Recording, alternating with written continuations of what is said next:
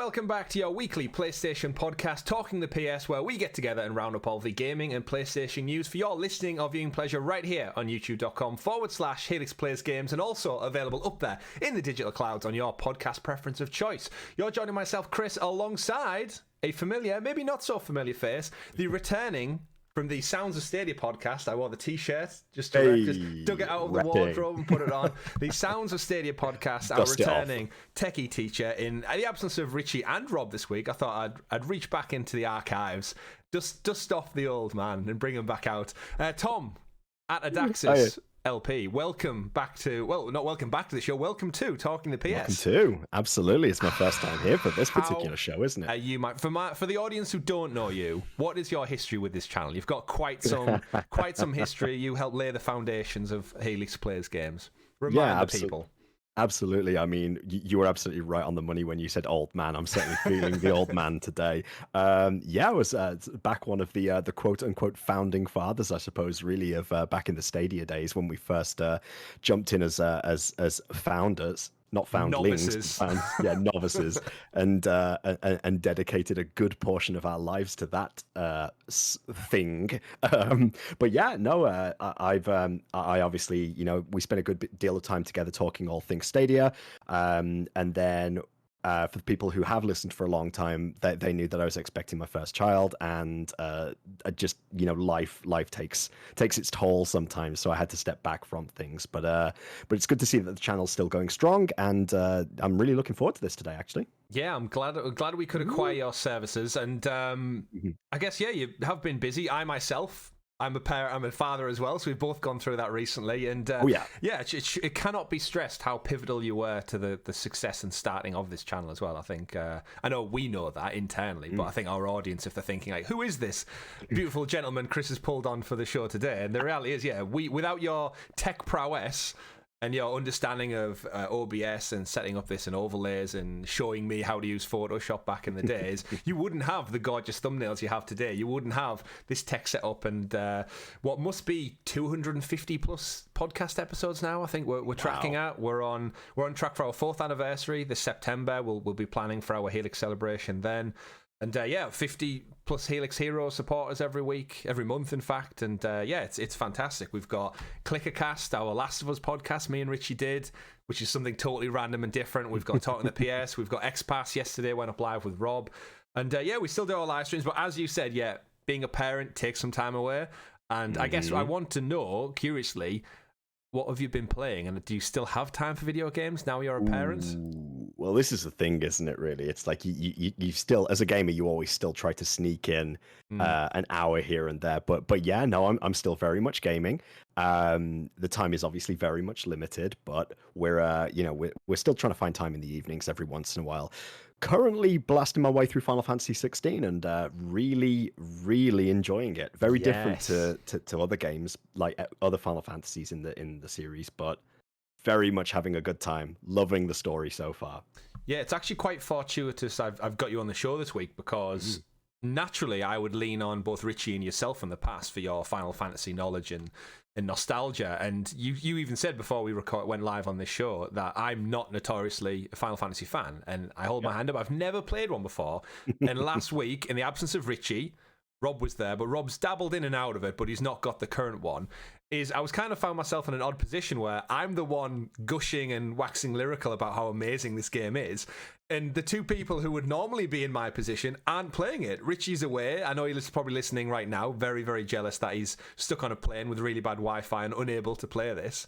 And you're playing it as well. And I think because of our limited time as parents, we're not too far away, actually. I was worried you were going to come on and go, I've finished it. I'm like 60 hours in. But no, you and me are pretty much neck and neck in terms of how much we've played. So for the audience then, who, again, this is a PlayStation exclusive. This is one of the biggest titles of the year. It's getting a lot of... let's say Game of the Year nods. I think it's 100% going to be up there in the conversation. What are your initial first thoughts and how it compares with your history with Final Fantasy?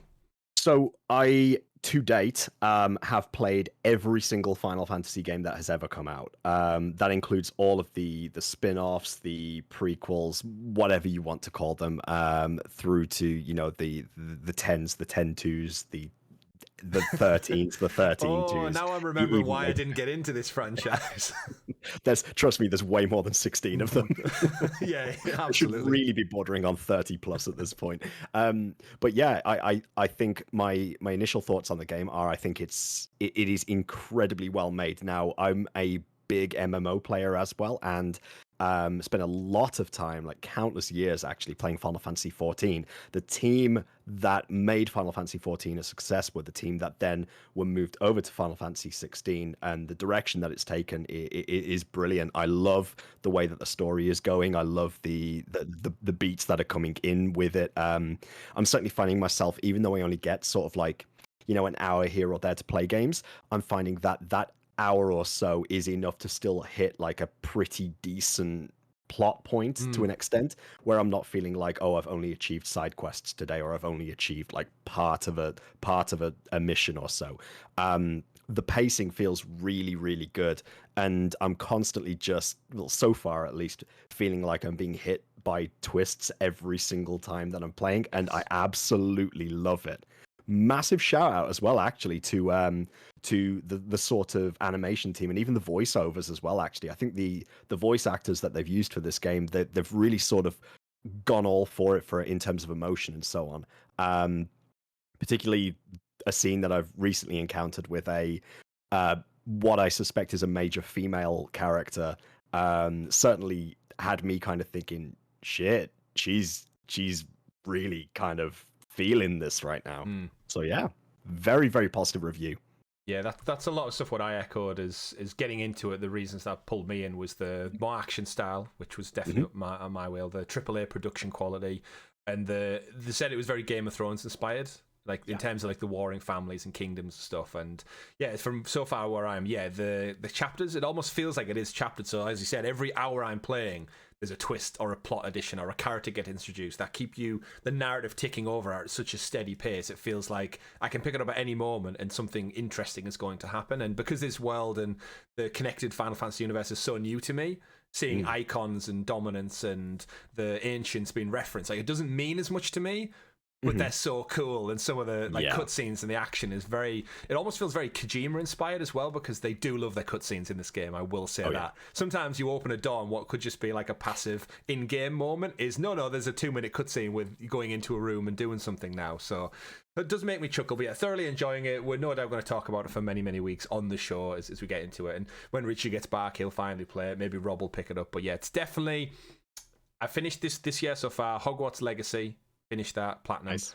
Jedi Survivor, thoroughly enjoyed that, platinum, and then now this one. So I feel like all I'm doing this year is playing AAA banger after banger after banger. So what a year for video games. And let's get into it, because we've got plenty of news to talk about. If you go check out XPass yesterday, I went into what I'm playing over on the Xbox world, Planet of Lana and Hi-Fi Rush. Still fantastic games. Go check those out. And of course, up on the channel, we will have a stream this Thursday. I am away with work, but I've had a pre-recorded first look, Tom, at Arkham Knight on Amazon Luna. So, a bit of a throwback. We're still waiting on, actually, probably when you were on Sounds of Stadia, we were talking about Rocksteady's Suicide Squad. Still not out. Yep. Still not out after nearly a decade since Arkham Knight hit the market. It's been delayed. Gotham Knights flopped, which... I think you might have even said back then it didn't look that great. And then now we've got Rocksteady still toiling away for a release some point early next year. It's been delayed to now again. So crazy thing. Right. But yeah, Batman, I Am the Bat, I do dive in. It's such a good game, Arkham Knight. Like the whole Arkham series. It just begs the question why we're not in a world where we've had probably 2 more entries in that series and we're still just hanging on for Suicide Squad again. But we digress. Go check that out this Thursday, along with all of the other videos up on the channel. But aside from what we've been playing, we do have a busy topical show lined up. We're going to be talking about your monthly PlayStation Plus games. We're talking about all of the spills from the FTC case over on the Xbox world. The lawyers are still at them for this Activision Blizzard King deal going through, and a couple of new games announced, and a couple of game studios shutting down because some games are just that bad, Tom. But we cannot get into all that unless you introduce us to the... I can't believe you've done this. It is the properly prepared PlayStation perusing points, aka the news. The news. Good old feels good. Tongue twister bringing us into the news as well. It's a staple on the channel, of course, just like our Helix Heroes, the wonderful folks who support us that extra little bit further. From as little as $1 or less than 99p, you can join and become a member of the channel, where you get this very show early, usually drops on a Saturday or Sunday, so 3 to 4 days early, along with stickers, badges next to your name in our live chats, and more importantly, your love and support and devotion. And that's why we can afford to send Richie on emissary missions to Toronto and Montreal to meet up with the Ubisoft crew. Again, just to stress, he's not really with Ubisoft. We are actually, Tom, good news, we are part of the Ubisoft Creators Program now. Hey, so we will be getting access and beta content and stuff for their upcoming games, which we will talk about later in the show, because there is some news that's very privy to that. But kicking things off about video games, let's get into story number 1. Your PlayStation Plus games for the month of July have been announced. Of course, if you are a member on any tier, you can claim these games, and we're going to kickstart things off with Call of Duty Black Ops Cold War Cross-Gen Bundle.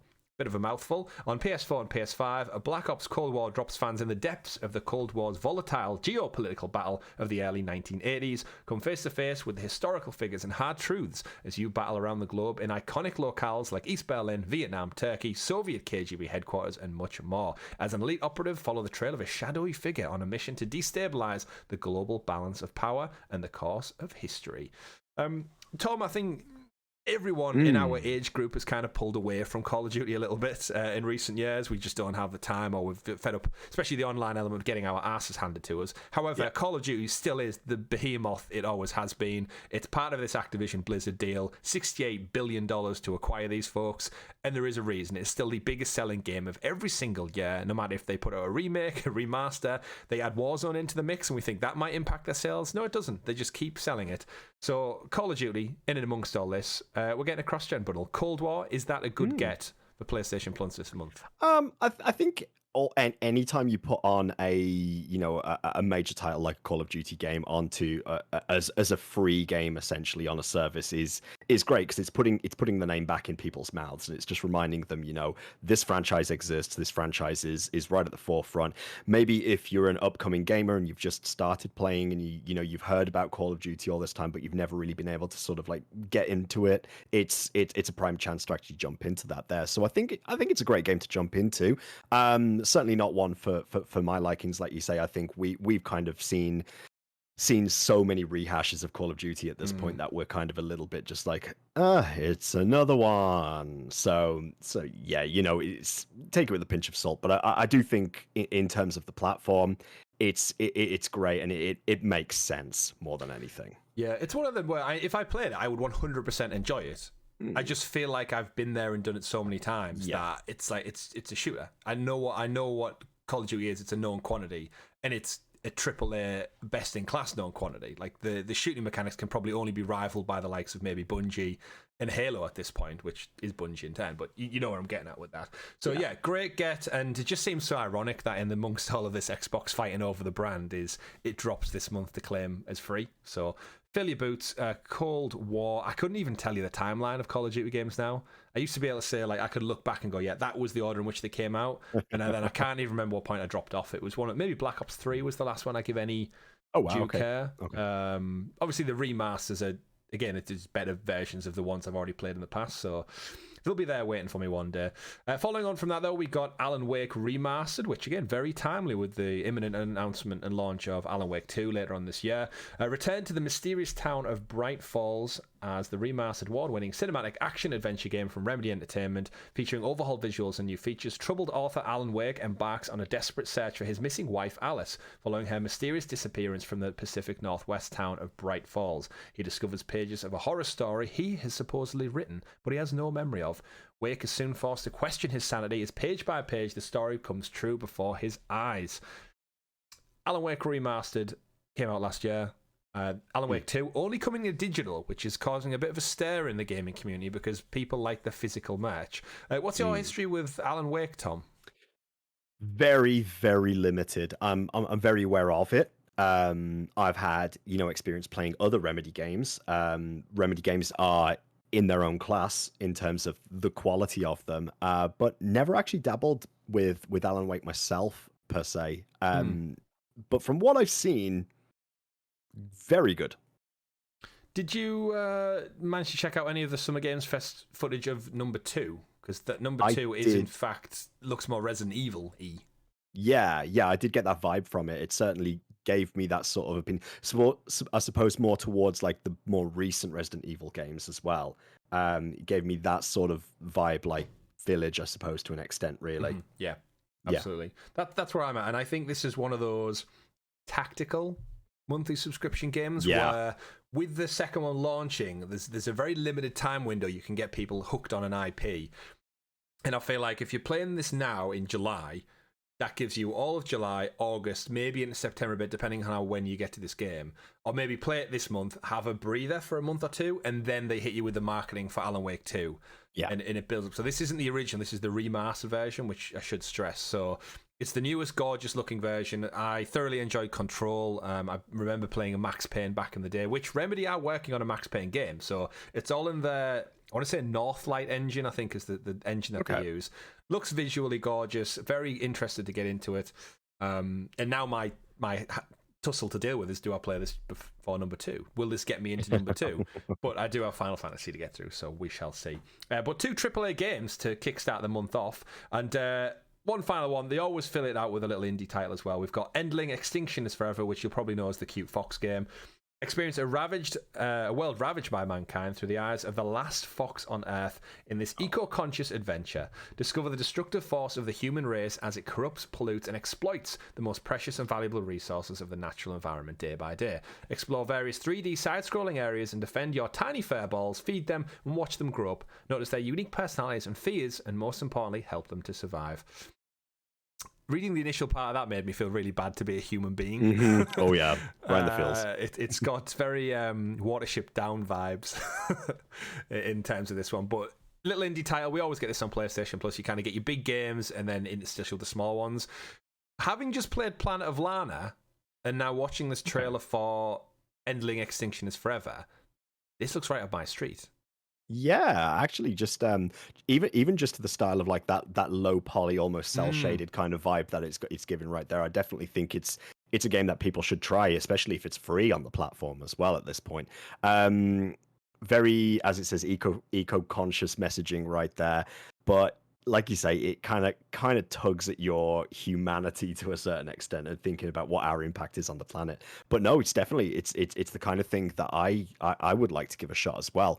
And even just taking a quick look around, the general vibe about this game is extremely positive as well. Like it's very, very well received for an indie title as well.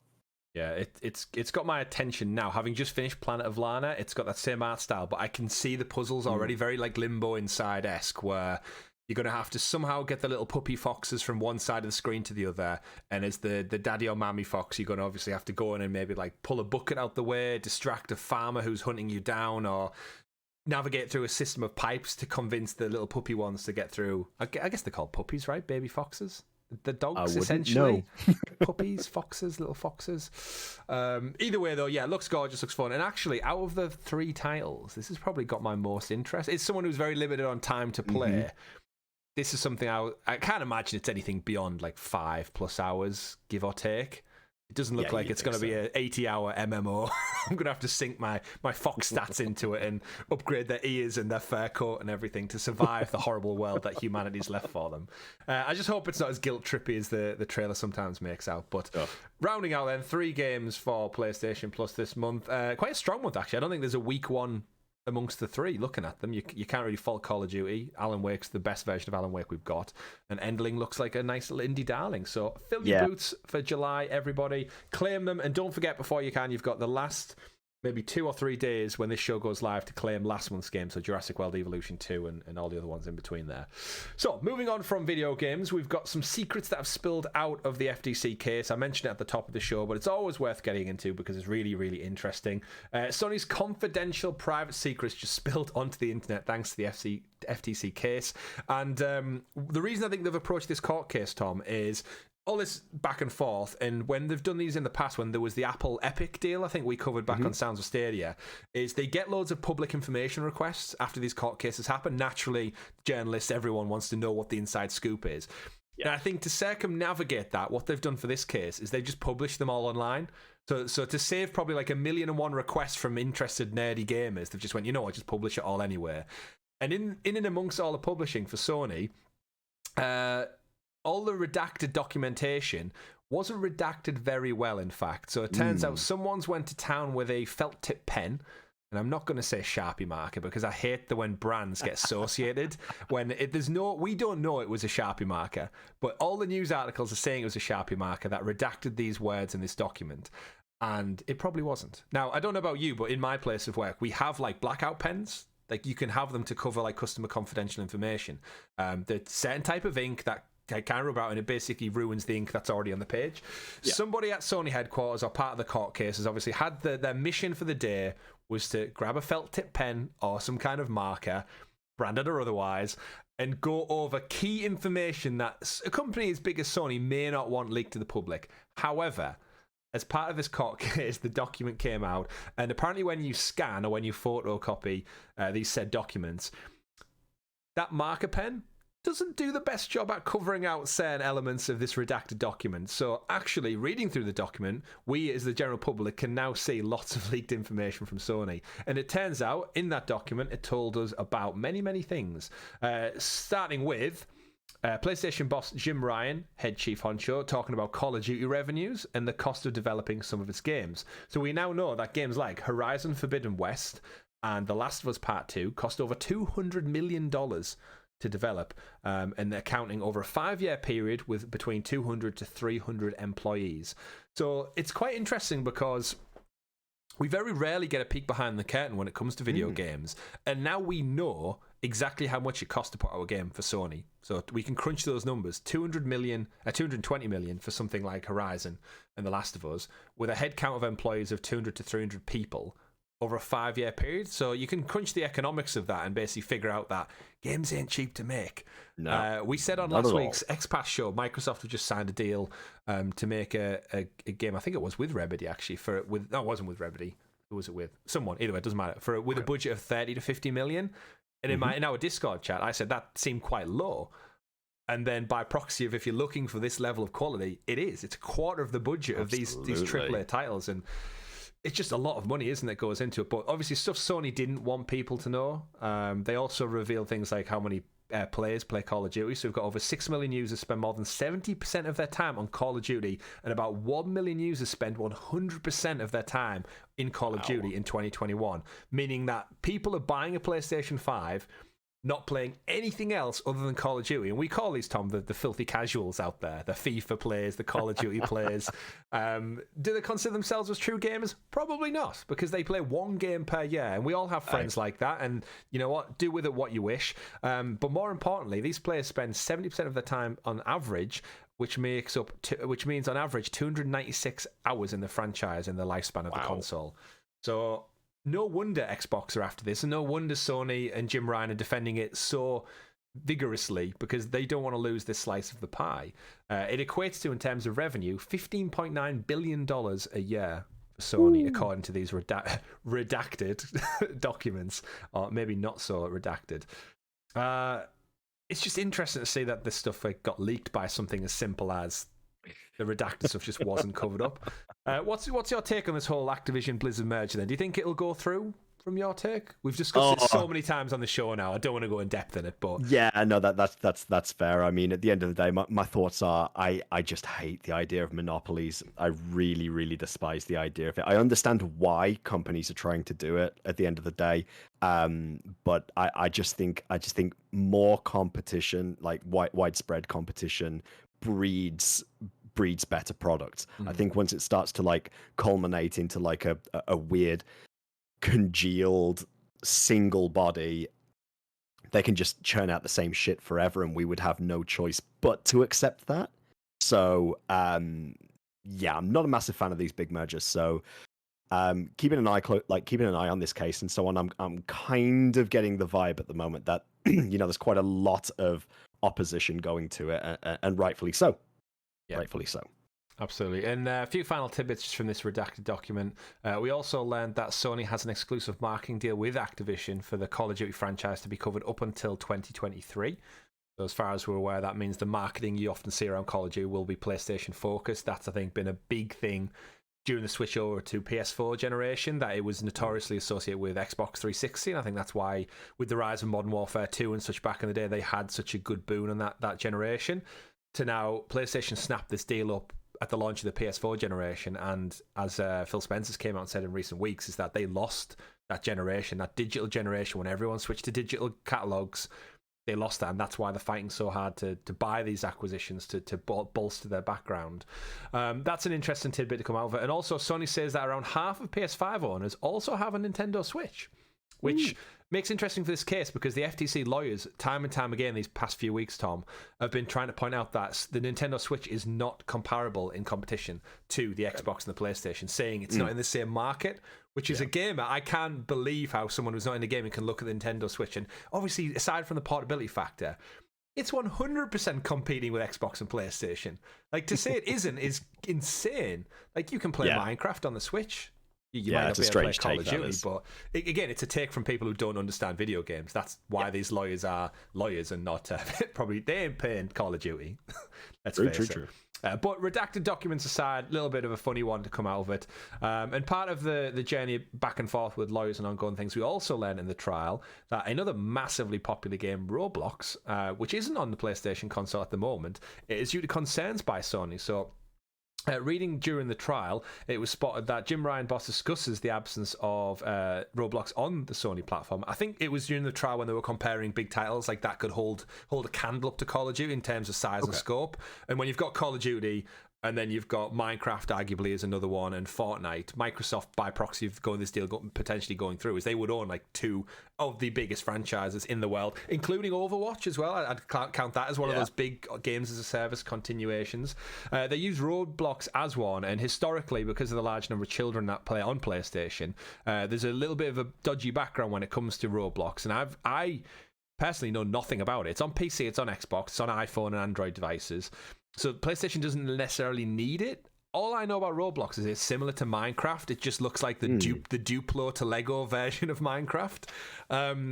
Obviously, you our techie teacher, you teach coding and stuff in school with kids, and in the past we've referenced Minecraft, we've referenced Creator over on the Google Stadia days. Is Roblox as big as it's been made out? I don't really know any parents who have kids. I know you can make anything in it, and it's just kind of one of those like empty voids. You can do what you want, but got a lot of problems, Roblox. Yeah, Roblox is a very interesting game because it's sort of a game in itself, but it's also, as you said, it's very similar to like it's a sandbox style program, I suppose, really, that allows people to sort of dabble and create their own game modes, their own worlds, their own assets that can be used within it, and that kind of opens it up a little bit to skeptics, really, because there's everything that's created for Roblox has to go through a moderation system, essentially, to actually be approved, to actually then be publicly available to people to use. The problem is that the moderation hasn't always been seen as high quality. So a lot of things that have been going through there have been, the vast majority of stuff is okay, but every once in a while there are things that slip through that are just quite considered, harmful, suggestive, and so on. And it's frustrating because it's so big, particularly with young children as well, and that's sort of come about as with the rise of YouTube channels and so on. There's a lot of YouTubers out there who play Roblox specifically because of that sort of ability to access things. Yeah, it's free to play essentially, but it's also monetized as well. So again, you can buy things within it. It's a game as a service ultimately. Yeah, and I think it's one of these things really that I can understand the concerns of Sony here, because they have a sort of responsibility to look after their user base, particularly children as well. If children under the age of 13 are using it, then that opens them up to so much legal recourse that they have to make sure that the stuff that is available to those people is moderated to an extent, and Roblox is kind of ultimately failing that. So it kind of makes sense ultimately. Yeah, it seems like the size of it, apparently it's got 250 million active users every year, it's such a wide scope, how do you address these things when there's always stuff that like slips through the cracks? And when you're talking about a user base, and especially a player base that is predominantly the younger side, or maybe don't understand the ins and outs of what they're actually doing, they're just playing a game, and then all of a sudden, apparently the game had quite a lot of problems with spam advertisements showing up with it, because it is user-generated content. Surely the limitation for putting your own stuff in it, if you have a company or a brand or you're trying to promote something, you could get that in there quite easily if it's not regulated that close. So again, Sony have their reasons why they do stuff, but it's just one that it just totally passed me by. Like, I was part of the Minecraft thing. I remember putting many hours into Minecraft back in the day. But yeah, it seems to have been escalated through the COVID pandemic. Its growth has been accelerated massively with being free to play. And I think they are branching out into kind of wider audiences, older, mature content. But there is always that problem, just like the internet in general. You can never just rein it in, because that is the joys of the internet. But apparently, Jim Ryan's saying that they could potentially be looking to bring Roblox to the platform. No surprise. At the end of the day, they are a business, and if you've got 250 million active users on a gaming platform and you ain't getting a chunk of that pie, you're going to want into it as well. So no surprise. Moving on, though, we did have some games revealed this week as part of the Annapurna Showcase. Myself and Rob went into it on yesterday's XPass and broke down it, because nearly everything that was announced is coming to Game Pass. However, we're not going to talk about Game Pass here on the show. We're going to talk about PlayStation. So let's focus in on one of the titles that was particular to me that stood out, and that was Blade Runner 2033 Labyrinth. Ooh. And the reason I want to bring up, Tom, is because you're a big Blade Runner fan. And there was a bunch of other titles announced, but we broke into them yesterday. Specifically for Blade Runner, though, I believe in a world where cyberpunk has been so popular and that kind of steampunk aesthetic and everything neon, basically. Lots of neon is what we've got over the last few years. Blade Runner, no surprise, we had that reboot, remake movie thing with Ryan Gosling, Harrison Ford coming back, reprising his role. Blade Runner seems primed for kind of a video game now. Oh, God, absolutely. If it's just crazy in a way that Cyberpunk didn't do any kind of crossover DLC cosmetics with it, because they are, if anything, the same world almost, like from a visual standpoint especially. Blade Runner Labyrinth, in fact, takes place in 2033, which doesn't seem that far off, but I think because Ridley Scott's movie took place in the 80s, it's kind of that dystopian future of what they thought the future was going to look like. The sequel was 2049, right? So that, you got a bit of wiggle room in there. So Labyrinth is a riff on the dystopian universe established. We don't really know much about the game. However, this is the first in-house game Annapurna Interactive are developing themselves. So normally they're just a publisher, but they're building this out for themselves. Good IP to get for your first game, Tom. What would you want a Blade Runner 2033 game to be in your ideal scenario?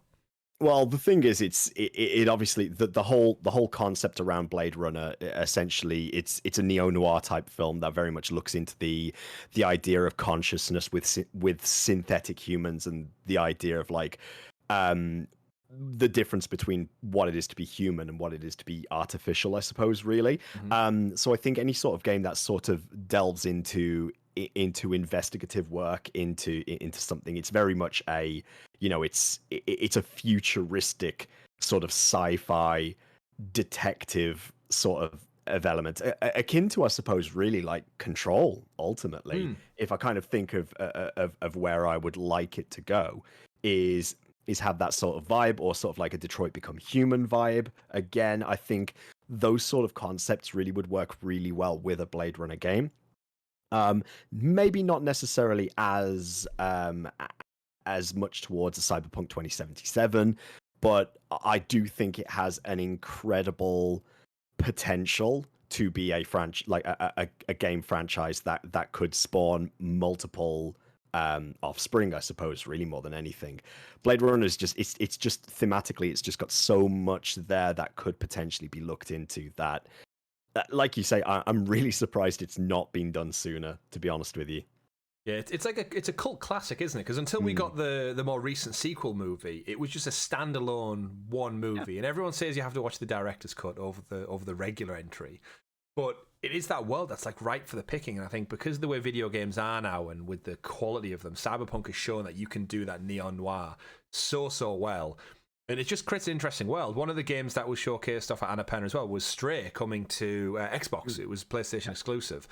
You played Stray, right, with the cat yes, game? Absolutely. Yeah. How cool was that world? That like neon Tokyo-inspired aesthetic, underground. That was one of the reasons I absolutely adored Stray. Not only did I get to run around like a cat, be an arsehole, and rip up people's carpets, but I got to explore that future, like that crazy dystopian robot future with neon everything, and it was great. I thought the missions were so well designed, and yeah, Blade Runner could do that. If they take Cyberpunk inspiration, take Blade Runner inspiration, and kind of just make a small focus game. I don't think they need to mirror Cyberpunk at all. Don't go all big, crazy RPG, open world. I think keep it more condensed, and I think that'll pull in its own audience because of the franchise and the IP. But exciting times, and I'm very curious to see what Annapurna do, because they've traditionally always picked really good gems to publish. So they've got an eye for quality, but can they apply that to the very first game? And the reason I think yes is when you look at other titles from first game projects. We had Kena Bridge of Spirits last year, first game from that studio. Absolutely beautiful, stunning game.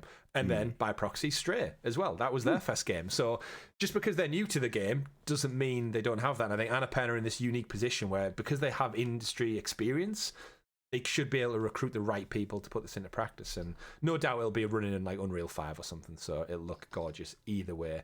Moving on then away from the Annapurna showcase, if you want to know a little bit more about that, go check out XPass yesterday. We went a bit more detail into some of the specifics around like Thirsty Suitors and some of the other titles that were announced. What I do want to shift the focus on to, Tom, talking about gorgeous looking games in Unreal 5, let's turn away to that, to one of the ugliest looking games in the last notable releases. This is Gollum. So the Gollum game from Daedalic Entertainment. We've been talking about this for some time. It was the first game announced to be coming to next-gen consoles, and then it got delayed, and then it finally came out this summer. And the news stories from the development house, Daedalic Entertainment, Gollum had a bit of a rough launch, and the studio has since actually decided that they're going to shut up shop. So they were supposedly working on another Lord of the Rings title. They got the license for 2 entries, somehow. And, of course, Lord of the Rings is now owned by the Embracer Group, the all-embodying behemoth that swallows up all IP and companies. Oh, yeah. This wasn't anything to do with Embracer, so don't blame Embracer for this performance. I had this pre-ordered, and then when the reviews came out, I backed out of that so quick. Oh, yeah. It saved me money, time, and my love for the franchise, because both you and me are huge Lord of the Rings fans. Oh, yeah. One of my best Lord of the Rings memories, actually, is when we went to see it in the cinema. We went and watched the extended editions in the cinema a few years back, and there's such a great franchise. It deserves better. It really does. I think the last decent entry was the Shadow of War and Shadow of Mordor games, which for some reason WB decided to give Monolith a Wonder Woman game instead of just doing a third entry in that series. Who knows? But bring it back around to Gollum, Tom. Or Smeagol. They could just relaunch this game, repackage it as Smeagol in a few years' time after they fixed it and bug patched it. Just same game, but call it Smeagol. It's a genius marketing beat. No one will know. They're basically throwing in the towel, and I've never seen this before, where a game is received that poorly. They just go, you know what? Let's just focus on publishing, and we're just gonna slowly back. You know, the Homer Simpson into the hedge. GIF. It's very much that. So Daedalic not doing it. Lord of the Rings Gollum. Should this game have been made, Tom? Will you ever play it, other than maybe for a sick kick in a few years' time when it goes free on Game Pass or PlayStation Plus? That's what I think, really, isn't it? It's one of those that's going to be a cult classic for the wrong reason. It's going to be one of those that it's like, right, okay, we tried something, it clearly didn't work, so let's just back the F up and get out of here before anybody else says anything. Oof! What a strange journey this game went on. It certainly is a game of certain merit, I suppose. How do you get the Lord of the Rings and then just...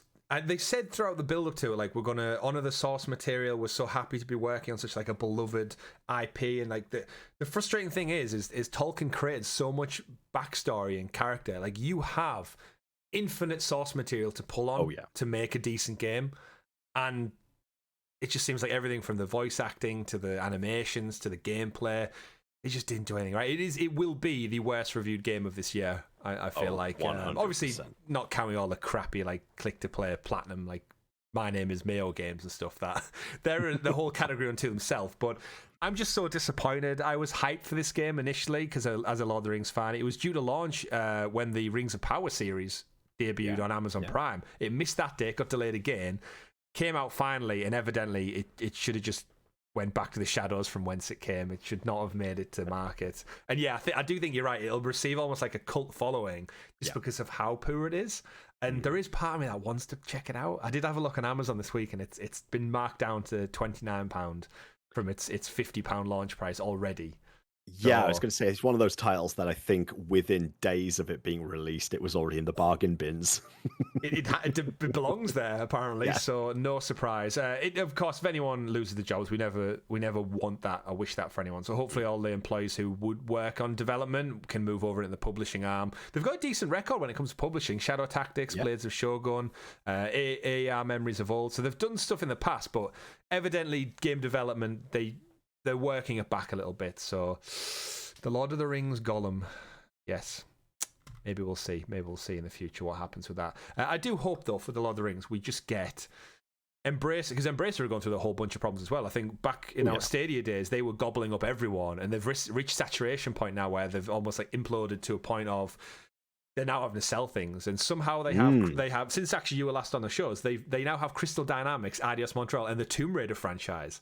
Wow. Why Square Enix got rid of them, it baffles me, but they're in-house with the SpongeBob team and the Destroy All Humans people.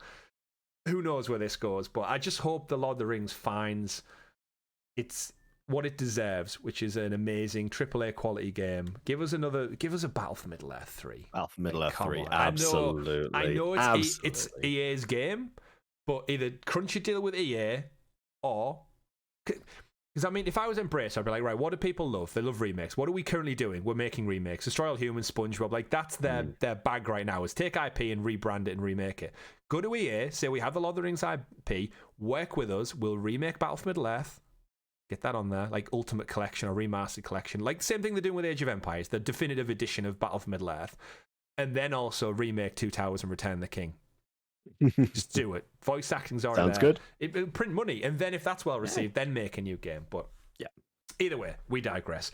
Moving on to another game that seemingly is fumbling its IP as well is Crash Team Rumble, announced at the Game Awards last year.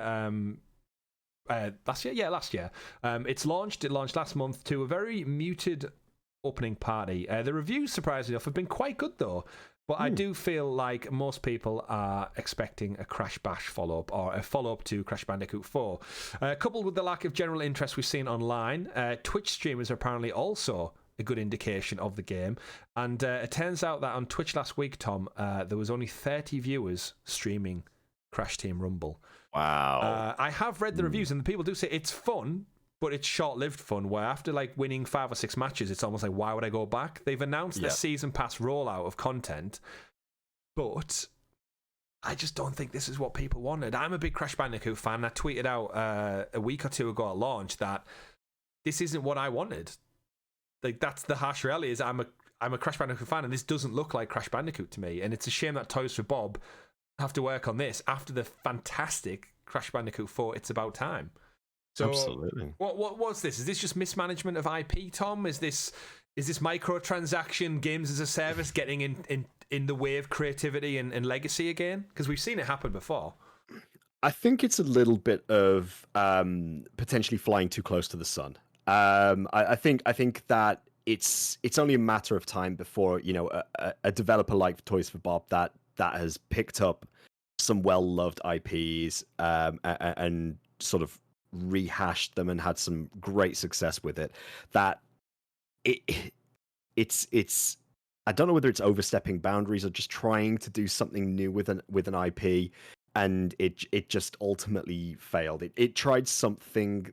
It tried to take an IP that we love, that has been successful with the Insane Trilogy, Crash Bandicoot 4, and obviously Spyro as well. Yeah, Crash Team Racing as well, and they've essentially gone. They've sort of, I guess they've just looked at the board and gone like, what are people doing at the moment? What do we think people might be interested in? Let's slap that IP on top of it. It's sure to be a success, right? Well, it clearly hasn't worked out here ultimately, and even though people are still, favorable for the game. It's just kind of not found its place, and I think maybe the timing's wrong, or maybe they just didn't have enough at launch for that to be a success.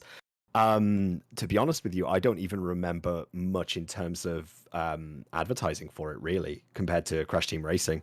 No, well, I think if you look at the marketing beats at the moment, especially on PlayStation, it's all in on Final Fantasy. So every advert I've seen is for Final Fantasy. And yeah, I think everything you've said there is completely on the nose. Like, they've had great success in the remasters, the remakes, and you've got the Crash Bandicoot fan base expands to people our age now, 35 plus year old, and the younger fan base who maybe enjoyed the remakes and stuff. They've looked at that, as you said, and thought what works well or what can make us money. And again, these Crash Bandicoot is owned by Activision, so they're all about the money. We know what Bobby Kotick's history is some decisions are often made from a business standpoint rather than a creative standpoint or the gamer's standpoint. And this seems to be another one of those that was lost in the mix. This time in development could have been spent on a new entry in the Spyro franchise. The trilogy was fantastically received. I thoroughly enjoyed playing through it as a Spyro fan as well. And instead, we got this. And I think the monetization element of it just really didn't help either. I think it leans so heavily into that it's almost kind of like they've tried to make it a cash cow, and it's kind of backfired pretty badly. Well, Crash Team Racing, that got dragged across the coals because it was received very, very well, reviewed very, very well, and then they added the season pass, the microtransactions in after the reviews came out about a month or so later with the season pass and the cosmetic content. And they haven't had the ability to do that with this game because there is no story content aside from like a very loosely held together we're fighting over Wumpa fruit. That's about it. So 30 viewers on stream. It's also a £35 entry. I think this would have performed better as a free-to-play or straight into Game Pass or straight into PS Plus. If this July, 1st of July, this launched as a PlayStation Plus title, there would be a lot more people playing it. And again, the game is apparently fun. I probably will check it out at one point, but I ain't paying £35 for a non-Crash Bandicoot game. Do we both agree if this was just Crash Bash remastered, it would have a bigger fan base? Absolutely. I do as well. I think they always try with Crash. They get caught in the loop of they think it's Mario, so we can have a Crash Mario Kart, we can have a Crash Mario Party, we can have a platformer, but it's not Mario. Like, I love Crash Bandicoot as much as the next guy, but it doesn't have the same allure Mario does to Nintendo because it's integral to their brand and their franchise. Crash Bandicoot, poor bastard's been dragged from pillar to post. Obviously Naughty Dog, then over to Sony, and then over at Activision. And sod's law, by the end of the week, he could end up at Xbox, which is the big irony of the whole thing. So definitely. Crash Team Rumble, maybe it goes free to play, maybe it's salvaged to some degree, but just keep doing what Crash Bandicoot should be, everyone. Keep doing that. What was the mobile game? Crash Wumpa Run or something? Crash Go? Oh, yes. Yeah. Just like your typical sort of like Temple Run type game. Yeah. You gotta love them. Moving on though, away from Crash to another legacy franchise, that's been going for quite a while. The Sims 5 job listings have apparently reported it will be a free-to-play title that will have an in-game marketplace with user-generated content. So we mentioned Roblox back in the day, but when I think of long-standing franchise that haven't really changed much since the original, it's The Sims. And The Sims 4, to its credit, is still going to this day. It's still incredibly popular. And no surprise, it's one of those games that it's just relaxing to play, I think. It's not, it doesn't demand maybe loads of your time, but it can. And that's like the kind of perfect game. And the way they mentioned about cosmetics, this is one of those games where I don't think I would be that fazed by purchasing cosmetics because that's what the game's always been about. I've bought so many add-on discs back in the day. I remember going into Electronics Boutique, buying The Sims on Vacation or Hot Date DLC pack, getting it home without realising I needed the base game as well. I begged my mum and dad, can I have the £20 to buy this game? Got it home, put the disc in, it says you need the main game. It's like, well, shit. I'm a stupid child who didn't read the back of the box. I just thought it was a really cheap game. And but the kind of history of the franchise has always been around adding new content over time, and The Sims 4 has done it for nearly a decade now. So are we due a Sims 5, or are we overdue a Sims 5, Tom? And is free-to-play the right move?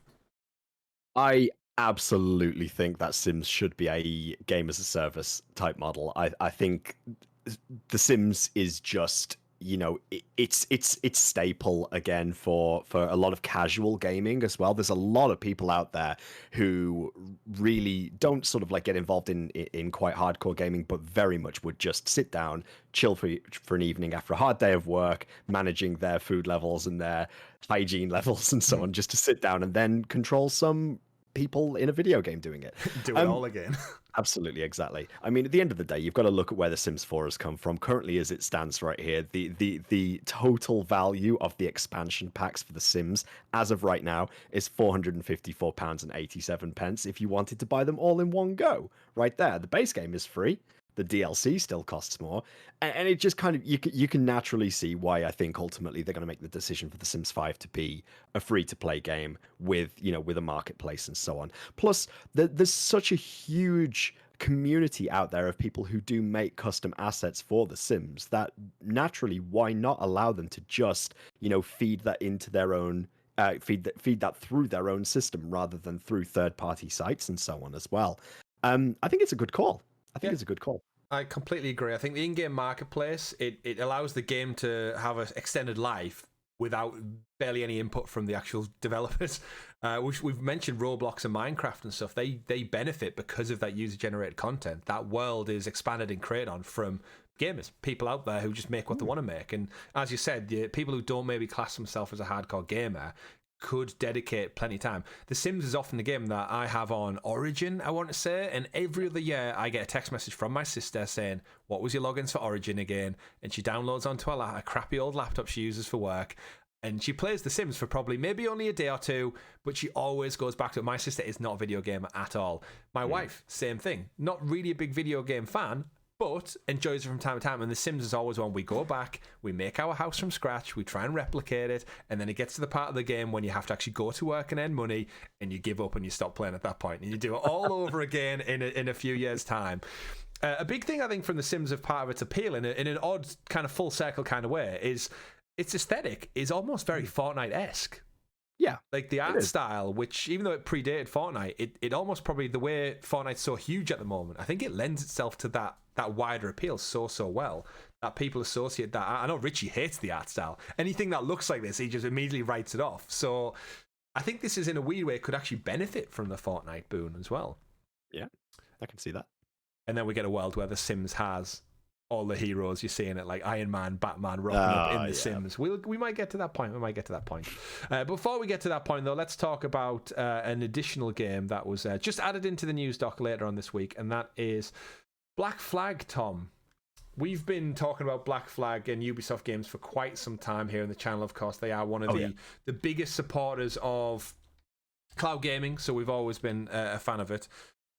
However, Ubisoft, they seem a bit lost at the moment. Since you moved on to be a parent away from the channel, we've still not had Skull and Bones. We've still not had Avatar for PS Fantoro. We've had a couple of other things spread out amongst that.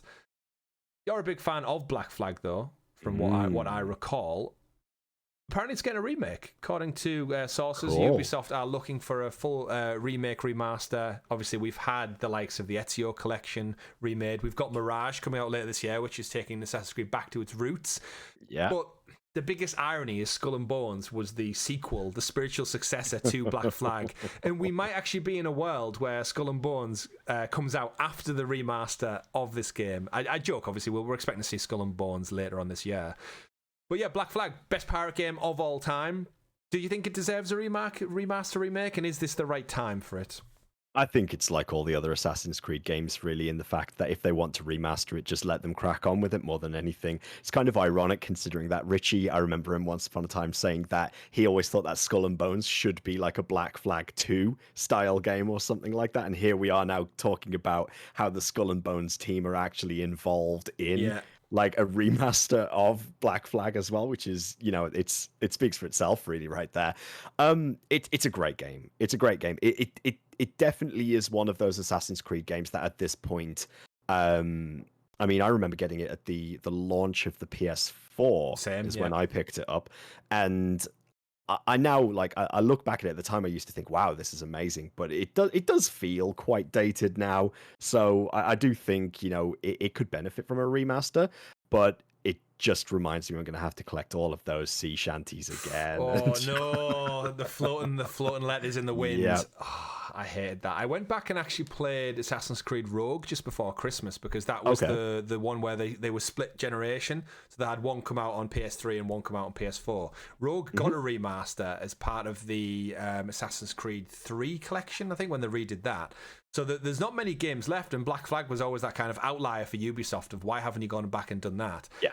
The irony is that the Skull and Bones team are helping. It's like, you guys should probably just focus on Skull and Bones. You don't need to be taking your attention elsewhere. But yeah, Black Flag, I've got a lot of love for Black Flag. It's one of the rare Assassin's Creed games that I haven't got the Platinum Trophy in because it was so big. I think when it came to exploring the seas, and as you said, getting all those collectibles, it was that Assassin's Creed game where it just took it one step too far when I had to fight the 4 legendary man of war ships and all the collectibles and the size and the scope, and I just couldn't do it. I couldn't do it, and I actually backed out of it. Whereas I'm pretty sure every Assassin's Creed since Black Flag I've got the Platinum Trophy for, so it might be one if they do a remaster and they redefine that trophy list. It could get me back in. But yeah, back to Richie's point, as he's always said, is it should have just been Pirates Creed. And we should have just got, by now, 8-10 years later, we should have just had Black Flag main entry, Pirates Creed 2, Pirates Creed 3, and we should have just had a trilogy of pirate games. And instead, we wait by the shores for Skull and Bones to dock anchor and pull us aboard, which, again, what that game ends up being, we'll just never quite know. So it's done. Whereas in the meantime, Ubisoft are focusing on blockchain games. Apparently, they announced this week that they are going to go ahead with their Ubisoft Quartz NFT blockchain game, but I don't know. They're just a bit lost at sea, for lack of a better term, right now. But that does bring us to the end of the show. Tom will no doubt talk about video games ongoing next week into the future. We'll finally have the fallout from all the FTC Xbox case, some more PlayStation news for your listening or viewing pleasure right here on youtube.com/Helix Plays Games. In the meantime, though, Tom, we'll hopefully have you back as a guest appearance at some point in the near future.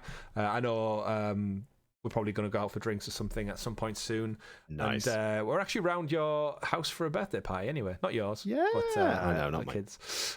Some point in the near future. But we'll play video games anyway. We'll have Richie and Rob should be back next week. He's back from the Big Apple and Rob's back from business.